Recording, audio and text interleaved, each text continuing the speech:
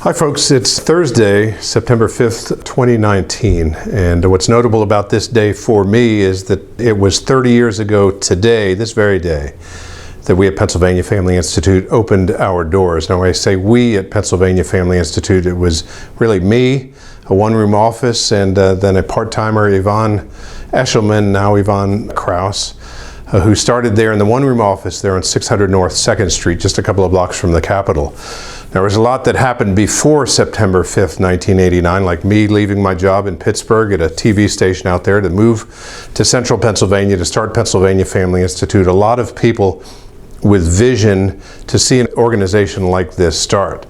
I still remember those first days. This is a picture of me that my wife took at our house there in Pittsburgh before we had moved, because we wanted to get our newsletter, our first newsletter, the Pennsylvania Citizen magazine. This is a copy of the original from September 1989. Our founders, including Don Eberly, was kind of key in helping instigate and start the organization and provide the vision for it. I came alongside about a year before we opened our doors to start raising funds and putting plans in place. And Don consistently said as we were getting underway, he said, "You need to hit the ground running, Michael." So part of hitting the ground running was having a newsletter done before we even opened our doors. And people who want to get a copy of this, if they want to send us an email or something, be happy to send us, see what life was like in 1989. I also have here a copy of my day timer. You remember these day timers before you had computer calendars and stuff, and Palm Pilots and smartphones and stuff? And this is a copy of what was going on my first day. I had a mention of a name of a guy at Focus on the Family, Bob DeMoss. You might remember him,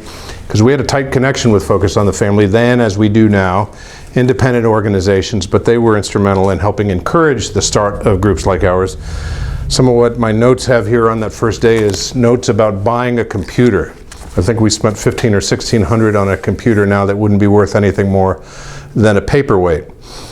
So 30 years have passed. That's a few mementos. There's so much I could talk about, but the main thing I want to talk about is all of you, because Pennsylvania Family Institute wouldn't be anything at all now or in those 30 years without the support, prayers, and engagement of folks like you all across Pennsylvania.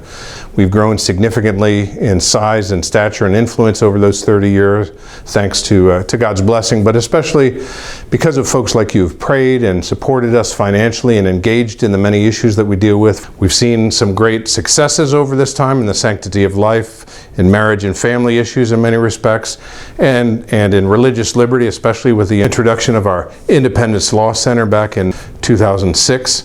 We've seen some tremendous gains made in the area of religious liberty as society seems to challenge that area more and more. Our team of attorneys with the Independence Law Center have been a real valuable asset, thanks to the support and engagement of folks like you. So many victories, also some significant challenges in our society, and some losses that really have harmed and hurt the family. That's why we're looking ahead at the next 30 years, the next week, the next month, the next year in engaging, because it's no less important now than it was 30 years ago. In fact, it's more important that we rebuild and undergird the institution of the family, the basic building block of society. You know, some people have asked, why do we choose the name Pennsylvania Family Institute? There's so many facets of what we do and so many issues that are involved in the work that we do. But family, as I mentioned, is the basic building block of society. First institution created by God, predates the church, predates civil government, and it is key. And as we work to rebuild the family and to strengthen families that are already there, we will improve society and make a big difference. So on the sanctity of life, marriage and family, religious liberty, we at Pennsylvania Family Institute, our vision is for a Pennsylvania where God is honored, religious freedom flourishes, families thrive, and life is cherished. And you are the biggest part of that. All of you have supported our work in the past, support our work now, and partner with us going forward. So happy anniversary to all of us here at Pennsylvania Family Institute from that one-room office.